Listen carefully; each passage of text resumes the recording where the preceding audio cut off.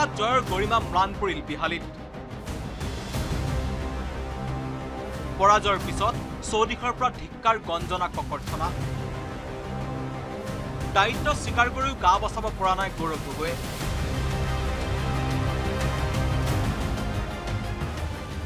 মুখ্যমন্ত্ৰীৰ পৰা আৰম্ভ কৰি অখিল গগৈলৈকে সকলোৱে কঠোৰ সমালোচনা কৰিলে গৌৰৱ গগৈক। কেৱল এজন চাহ শ্ৰমিকৰ সন্তান হোৱাৰ বাবেই দিগন্ত ঘাটোৱালক পৰাস্ত কৰিবলৈ গৌৰৱ গগৈয়ে বিহালীত ৩ মাহ বাহৰ পাতি থকা কাৰ্যক সামন্তবাদ আখ্যা মুখ্যমন্ত্ৰী ডক্টৰ হিমন্ত বিশ্ব শৰ্মাৰ। চাহ বাগিচা সম্প্ৰদায়ৰ চকীদাৰৰ ল'ৰা এজনক হৰুৱাবৰ কাৰণে এজন যদি ৰাজ সন্তানে ৩ মাহ ধৰি কেম্প কৰে, ২ মাহ ধৰি কেম্প কৰে, কৰবাত নহয় কৰবাত মই তাত সামন্তবাদৰ গুণ পাওঁ। কৰবাত নহয় কৰবাত মই এনে প্ৰচেষ্টাৰ মাজেৰে চাহ বাগিচাৰ সমাজখনৰ প্ৰতি থকা তেওঁলোকৰ এটা স্থায়ী অৱহেলা, যি বহু দিনৰ পৰা অৱহেলাৰ মানসিকতা আছিল, তাক আকৌ এবাৰ প্ৰতিফলিত কৰে। ইপিনে গৌৰৱ গগৈৰ নেতৃত্বতে উপ নিৰ্বাচনত কংগ্ৰেছ দল বেয়াকৈ পৰাস্ত হল বুলি মন্তব্য কৰিলে কেন্দ্ৰীয় মন্ত্ৰী পবিত্ৰ মাৰ্ঘেৰিটাই। পবিত্ৰ মাৰ্ঘেৰিটাই ক'লে, অসমত গৌৰৱ গগৈৰ বিভাজনৰ ৰাজনীতি নচলে। ৰাইজৰ কথামতেহে আমি চলিব লাগিব। আমাৰ চৌতলবিত কোনো ৰাইজ নহয়, এখন গাঁও পঞ্চায়তো নচলে। সেই কথাটো পাহৰি গৈ ৰাইজৰ ওপৰত বুলি গৌৰৱ গগৈ নিজকে যিটো ভাবিছিল, বিহালীবাসীয়ে তাৰ সুন্দৰ প্ৰত্যুত্তৰ দিলে। আৰু আটাইতকৈ ডাঙৰ কথা যে আমি দেখিছোঁ যে বিভিন্নজনে গৌৰৱ গগৈক এটা বেলেগ পৰ্যায়লৈ লৈ যাবলৈ বিচাৰিছে, কিন্তু আচল সত্যটো মই বাৰে বাৰে কৈ আছোঁ যে ৰিপুণ বৰুৱাতকৈ তেওঁ এগৰাকী দুৰ্বল নেতা। খালি গৌৰৱ গগৈ আহি এতিয়া লাভৰ মূৰত তেওঁলোকৰ হাতত সামগ্ৰী সমষ্টিত আছিল। গৌৰৱ গগৈৰ সবল নেতৃত্বত সামগ্ৰীটো তেওঁলোকে হেৰুৱালে। বিহালীত পৰাজয়ৰ পিছত বিৰোধী মৰ্চাকে দোষাৰোপ কৰিছিল গৌৰৱ গগৈয়ে। একেই সুৰত সুৰ মিলাই পৰাজিত প্ৰাৰ্থী নতুন কংগ্ৰেছী জয়ন্ত বৰাই দোহাৰিলে একেই কথা। সন্মিলিত মৰ্চা এক হলে জয়ৰ সম্ভাৱনা আছিল কংগ্ৰেছৰ। এই মন্তব্য কৰি জয়ন্ত বৰাই ক'লে, লক্ষ্মীকান্ত কুৰ্মীয়ে পোৱা ভোট লাভ কৰিলে জয়ৰ সম্ভাৱনা আছিল। মানে একেলগে খেলা হ'লে নিশ্চয় ৫,০০০ ভোটটো আমাৰ ইয়াত আহিলেহেঁতেন। তেওঁ প্ৰায় ৫,০০০ ভোট পাইছে। আমি আচলতে আৰু ৫,০০০ ভোট পোৱা হ'লেই আমি জিকিলোহেঁতেন। বিধায়ক জিতু গোস্বামীয়ে কটাক্ষ কৰিবলৈ নেৰিলে গৌৰৱ গগৈক। জিতু গোস্বামীৰ মন্তব্য, গৌৰৱ গগৈৰ মেজিক অসমত নচলে।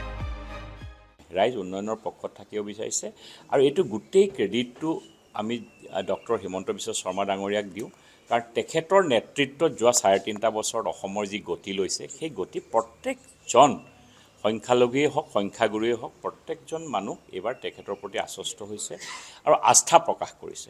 ইয়াৰে প্ৰতিফলন গোটেইকেইটা সমষ্টিতে জিকিছে। ইপিনে গৌৰৱ গগৈক ভাষণৰ পৃথিৱীৰ পৰা বোকাবানীৰ পৃথিৱীলৈ নামি অহাৰ আহ্বান সাংসদ দিলীপ শইকীয়াৰ। সংসদত ভাষণৰ ফুলজাৰি মাৰিলেই জননেতা হ'ব নোৱাৰি বুলি টিপ্পনী সাংসদ দিলীপ শইকীয়াৰ। গৌৰৱ গগৈ ডাঙৰীয়াই অলপ অসমৰ গাঁৱে ভূঞে পাহাৰে পৰ্বতে অলপ ঘূৰক, বোকা পানী খচক। ইমান বছৰ পৈতৃক উত্তৰাধিকাৰী সূত্ৰে তেওঁ ৩বাৰ MP হ'ল। এতিয়া গৌৰৱ গগৈ ডাঙৰীয়া অলপ উপলব্ধি কৰক যে কেৱল পাৰ্লিয়ামেণ্টত ভাষণ দিলেইতো আৰু ৰাজনেতা হ'ব নোৱাৰে। পৈতৃক উত্তৰাধিকাৰী সূত্ৰেই সাংসদ বিধায়ক হ'লেই তেওঁ প্ৰকৃত নেতা হ'ব নোৱাৰে। প্ৰকৃত নেতা হ'ব লাগিলে ৰাইজৰ সুখে দুখে সকলো সময়তে উপলব্ধ হোৱাটো জনপ্ৰতিনিধিৰ প্ৰথম দায়িত্ব হোৱা উচিত। শাসকীয় পক্ষপাতেই বিৰোধীৰ অখিল গগৈয়েও গৌৰৱ গগৈ কৰিলে কঠোৰ সমালোচনা। গৌৰৱ গগৈৰ অহংকাৰৰ বাবেই বিহালীত বিজেপিৰ জয় হ'ল বুলি সমালোচনা অখিল গগৈ। গৌৰৱ গগৈ আৰু ভূপেন বৰাৰ মাজত সংঘাতৰ কাৰণে, কাজিয়াৰ কাৰণে আজি 5খন আসনত বিজেপিক জিকাই দিলে। আজি গৌৰৱ গগৈৰ অহংকাৰৰ কাৰণে 5খন আসনতে আজি বিজেপি অসমত জিকি গ'ল। গতিকে ইয়াৰ পৰা আমি শিক্ষা এটাই ল'ব লাগিব যে 2026 চনত আমি আকৌ একলগ হ'ব লাগিব। বিজেপিয়ে হৰুৱাবৰ হ'লে আমি আটাইবিলাক ঐক্যবদ্ধ হ'ব লাগিব আৰু কংগ্ৰেছে তেওঁলোকৰ অহংকাৰ ত্যাগ কৰিব লাগিব। পিছে চৌদিশৰ ধিক্কাৰ গঞ্জনাৰ পিছতো বিহালীৰ ফলাফলক লৈ নিজৰ মাজতে খুচ হৈ আছে গৌৰৱ গগৈ। বিহালী আৰু ধলাই এই দুয়োটা সিটৰ ভিতৰত কংগ্ৰেছৰ ভোটছে আগতকৈ যথেষ্ট বৃদ্ধি পাইছে আৰু বিজেপি যে জিকা তেওঁলোকৰ মাৰ্জিন যথেষ্ট আজি কম মাৰ্জিনত, কম ব্যৱধানত তেওঁলোকে ওলাব পাৰিছে। হয়, যদি আমি আজি তাৰিখত 3টাই পালেহেঁতেন, চামগুৰি, ধলাই আৰু বিহালী, নিশ্চয় আৰু সুখী হ'লেহেঁতেন। Bureau' report news 18 Assam north east. আপুনি বিচৰা বাতৰি পাব কেৱল নিউজ 18 এপত। নিউজ 18 এপ ডাউনলোড কৰিবলৈ স্কেন কৰক এই QR কোড। গুগল প্লে ষ্টৰতো পাব এই নিউজ 18 এপ।